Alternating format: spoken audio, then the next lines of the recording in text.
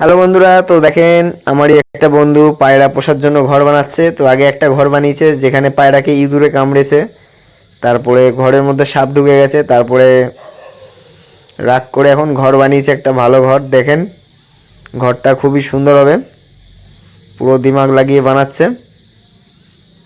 Total আছে 6টা ঘর আছে, আর দুটো নর মাদি, এক উপরেরটায় নর, নিচেরটায় মাদি, বা যে কোনো একটার মধ্যে নর থাকবে আর একটায় মাদি পায়রা থাকবে। তো এই যে উপরটা দেখতে পাচ্ছেন এখানে থাকবে নর মাদি, আর এটা হলো ব্রিডিং ঘর। একটা ঘরের মধ্যে 2 ফুট বাই 2 ফুট আছে, খুবই সুন্দর বড় বড় ঘর একদম পায়রার জন্য।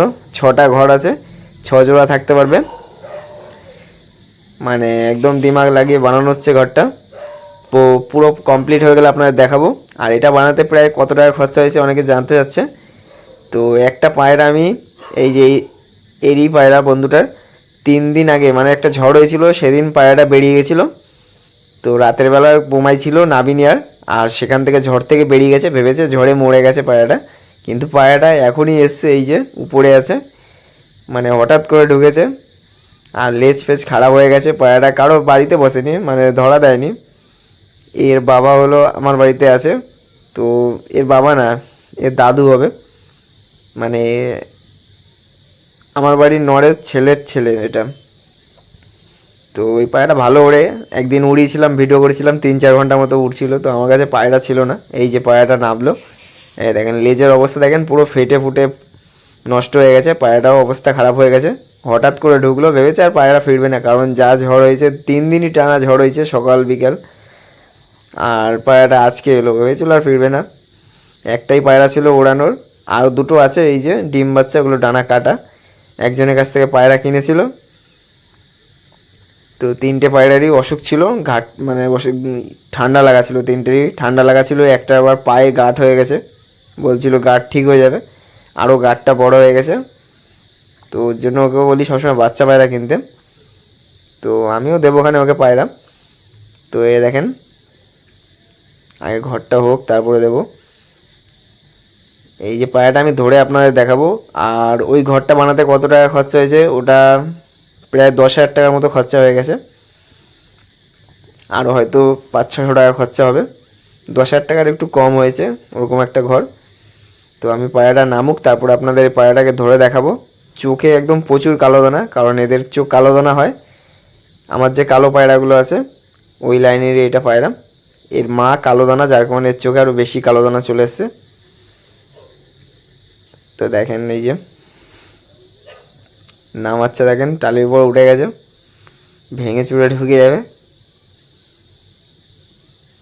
তো এই দেখেন পায়রাটার নামুক। পায়রাটা খুবই সুন্দর ওড়ে, কিন্তু এর একটা স্বভাব খারাপ, এদের মা বাবা দুজনেরই লেজ বন্ধ আর টাইট পায়রা, যার কারণে পায়রা উড়তে উড়তে লঙে, এত লঙে চলে যাবে, উড়বে পায়রা, কিন্তু লঙে গিয়ে অন্য পায়রার সাথে উড়বে, গিয়ে ওখান থেকে আবার পায়রা নিয়ে চলে আসবে, এরকমভাবে ওড়ে। বাড়ির উপর কম ওড়ে, বেশ উড়তে উড়তেই লঙে দৌড়ে চলে যাবে। এদের জাতের মধ্যে আছে শুধু লঙে যাবে দৌড়ে দৌড়ে। দেখেন পায়রাটা, এই পায়রা মানে ধরা দেবে না, 3 দিন বাইরে ছিল, কি খেয়েছে জানি না, কিন্তু পায়রার পেটে খাবার আছে, কিন্তু কাউকে ধরা দেয়নি। পায়রা ডানা দেখলে বোঝা যাচ্ছে, পায়রা কেউ ধরতে পারেনি। পায়রাটা 3 দিন অনেক দূরে চলে গেছিলো, হয়তো বাড়ি খুঁজে পাচ্ছিল না, অনেক কষ্ট করে এসছে। তো এ দেখেন পায়রাটা দারুণ ওড়ে, পায়রাটা 5-6 ঘন্টা উড়ছিল। তো আমি একদিন উড়েছিলাম 4 ঘন্টা মতো উড়েছিলাম। আমার পায়রার তখন দম ছিল না, কারণ বাচ্চা পায়রা, মানে বাচ্চা ছিল নর পায়রাগুলোর। আমি ভিডিও করেছিলাম একটা, মানে যেগুলো উড়িয়েছিলাম দুটো পায়রা, ওদের দুজনেরই বাচ্চা ছিল, যার কারণে ওগুলো উঠছিল না বেশি। দেখেন ও ভেবেছিল এই পায়রাটা আসবে না, এই একটা পায়রাই উড়াতো, একটা পায়রাই লোকের পায়রার সাথে গিয়ে গিয়ে দূরে দূরে উড়তো 3-4 ঘন্টা। ভেবেছিল মাদি হবে, তো দেখে মনে হচ্ছে মাদি পায়রাই হবে, কিন্তু নর পায়রা মতো লাগছে। তো পায়রাটার চোখটা শক করেন, এই যে চোখে পুরো কালো দানা ভর্তি, ভালো করে দেখিয়ে দিচ্ছি দেখেন, দেখেন এই যে চোখে পুরো কালো দানা। আমার ক্যামেরাটা বৃষ্টিতে ভিডিও করার পর থেকেই ঘোলা ঘোলা হয়ে যাচ্ছে। তো আবার দেখা হবে এই চ্যানেলে।